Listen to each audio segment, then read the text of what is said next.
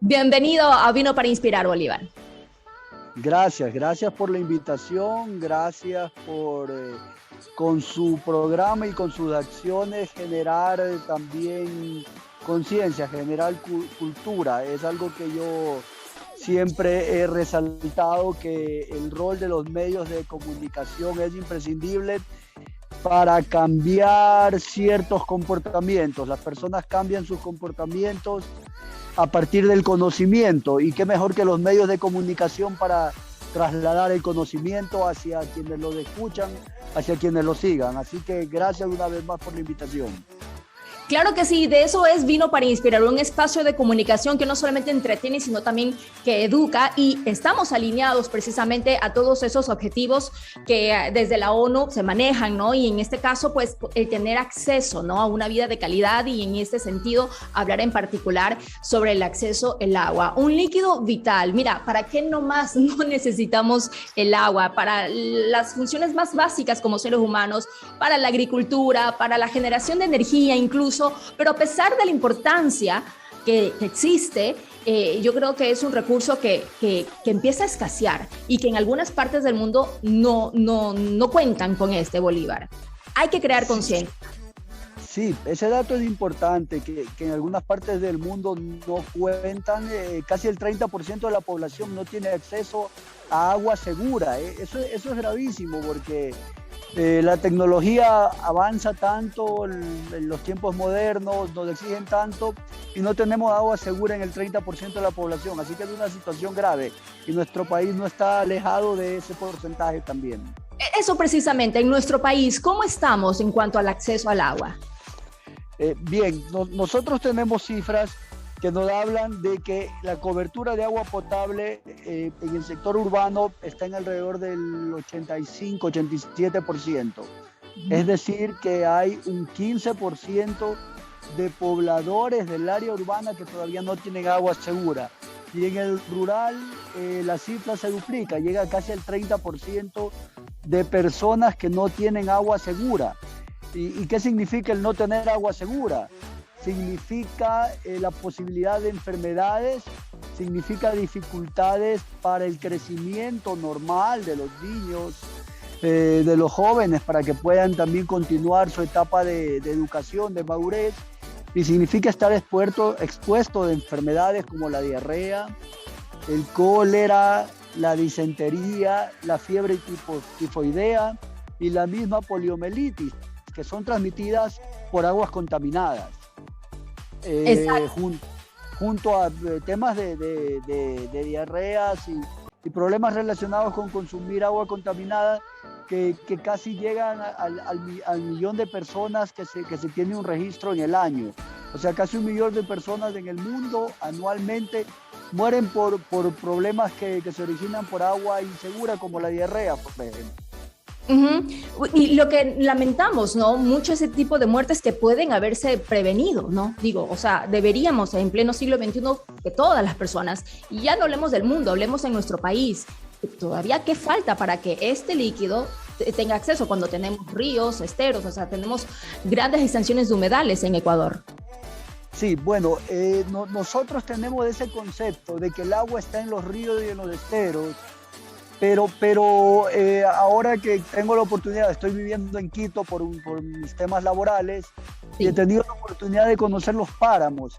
Y este es un concepto importante para quienes nos escuchan, y para que ustedes, que son facilitadores y pueden llevar también a otros escenarios, a otros sitios. El agua que llega a los ríos, a los esteros, a los humedales, a los lagos, es la que viene de los páramos. Los páramos reciben el agua de las lluvias, y es el punto de partida del agua que luego va a los ríos. O sea, el agua que se descongela de los nevados pasa por los páramos, o se acumula en los páramos también, y luego llega por las cuencas hídricas, que en nuestro país tenemos algunas, y que requieren especial atención, especial protección. Aquí pues también, cuando hablamos de dónde surge el agua que llega a los ríos, a los lagos o a los humedales, surge de los páramos, y tenemos que pensar en todo ese recorrido que puede verse afectado por actividad minera, puede verse afectado también por actividad agrícola, puede haberse afectado también por malas prácticas industriales y que también se ve afectado por los humanos, por el consumo y por el desperdicio. Hablar de que en el país, pues la mayor parte de los municipios no tienen plantas de tratamiento de aguas residuales es hablar con que estamos afectando contra el líquido vital. O sea, el líquido vital, el cual nosotros usamos para consumir, se ve afectado porque no hay plantas de tratamiento de agua en los municipios. Entonces es un tema que junto con lo ambiental va por lo social también. Uh-huh.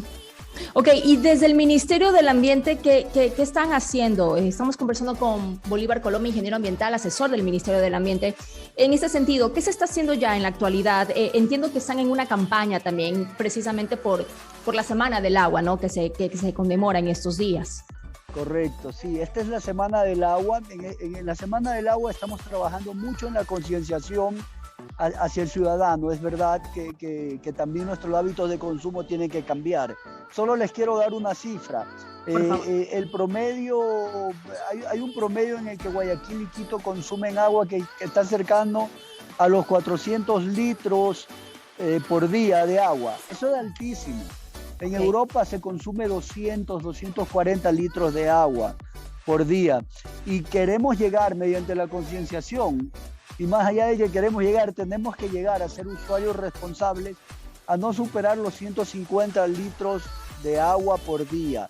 Ese es un dato que a nosotros nos debe llamar la atención porque nos debe obligar a cambiar hábitos de consumo. Por ejemplo, cuando nos duchamos, cuando nos rasuramos, cuando nos lavamos las manos, cosas tan sencillas que deben cambiar desde la casa. ¿Y por qué comienzo desde la casa? Porque es de allí donde los ciudadanos podemos tomar acción, podemos los 17 millones y más de ecuatorianos poner nuestro granito de arena en generar el cambio, ¿verdad? No, y lo que decimos, ¿no? O sea, como medio de comunicación vino para inspirar, se alinea a esto y también llamamos, ¿no?, la atención a las personas. Mira, que desde la sociedad civil cada uno por separado, pues podemos tomar acciones tan sencillas como esto, ¿no? Que hablamos de hábitos, es decir, como seres humanos estamos desperdiciando este recurso. Sí, y también tenemos otra situación, ya saliendo de la casa, yendo a los gobiernos, nosotros tenemos también un compromiso de aquí al 2025 mediante nuestras autorizaciones, nuestros permisos, llegar a ese cambio por lo menos a que exista un 93% de cobertura de agua potable en el sector urbano y un 85% por lo menos en el sector rural. O sea, ese es un compromiso que tenemos porque acá en el ministerio se dan los permisos para el uso y aprovechamiento de agua. Lo que queremos es dar los permisos con la condición de que el uso y el aprovechamiento sea responsable. Uh-huh. Construir una sociedad responsable y tener ciudadanos responsables con el uso, con el aprovechamiento de esta agua, con el consumo, desde la casa, los gobiernos locales, las industrias, todo tipo de industrias, todos debemos aportar a que exista una cultura responsable del uso del agua. Ese es el compromiso, ser consumidores responsables. Tengo dos inquietudes que nos hacen llegar a nuestra cuenta en Instagram, @vino para inspirar. La una es como comentario y dicen respecto al tema de los hábitos, ¿no? En Europa el agua es más costosa que en Ecuador. Quizás eso influye en que cuidemos mejor y no desperdiciemos tanto. Sí, tenemos una condición, los subsidios, y ustedes ya deben haber hablado en alguno de sus paneles también, o van a hablar, cómo los subsidios pueden afectar a la irresponsabilidad. Como no me cuesta en exceso, ¿por qué? Porque hay un subsidio, yo no soy responsable de un uso eficiente. Es verdad, es un comentario que aporta mucho en este análisis. Como no tenemos subsidiada el agua, como la tenemos subsidiada, el agua no cuesta como cuesta en Europa, es verdad, pero no podemos llegar a eso. ¿Cómo combatimos eso? Generando ciudadanos responsables, contribuyendo a través de discusiones como esta conversación o como los foros que tenemos también, que los pueden seguir a través de nuestra página web del Ministerio del Ambiente, Agua y Transición Ecológica del Ecuador, Estos foros permiten generar conciencia y permiten que tengamos en el futuro, estamos seguros, ciudadanos más responsables. Ya esta generación, ya pues la generación actual, estamos hablando de personas de 40, 50 años que todavía están en la toma de decisiones, ya se criaron con una cultura que no valora el uso, el aprovechamiento, el consumo responsable. Pero las generaciones que nos siguen, sí. Ellos tienen la oportunidad de ser consumidores responsables, de cambiar los hábitos de consumo, reducir el 50% de tu consumo de agua, sí lo puedes hacer, con prácticas tan sencillas como lavar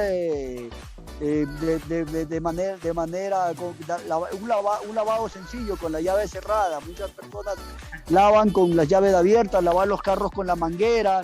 Hay un lavado que usan muchos, que hay una limpieza que no usan la escoba, usan la manguera. No sé si es que lo has visto, pero lamentablemente yo sí lo he visto en mi casa y en mi entorno, que lavan lavan un patio con la manguera de agua, con agua.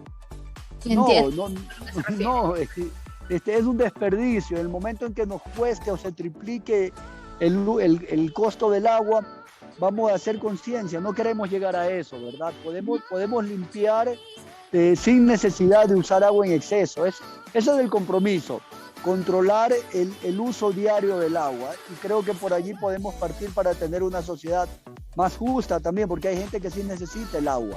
Exacto, correcto. Ingeniero Coloma, ahora, hablando, por un lado, sí, de educación, de crear conciencia para cambiar hábitos. Por otro lado, incentivos, porque un poco decía, para poder dar los permisos, tienen que demostrar que va a haber un uso responsable. ¿Hay incentivos también en este sentido? Sí, tenemos también los incentivos, primero relacionados con la concienciación, es la creación de áreas de protección hídrica. Y cuando hablan de este concepto, tal vez lo vemos como muy sublime, pero ¿qué es un área de protección hídrica?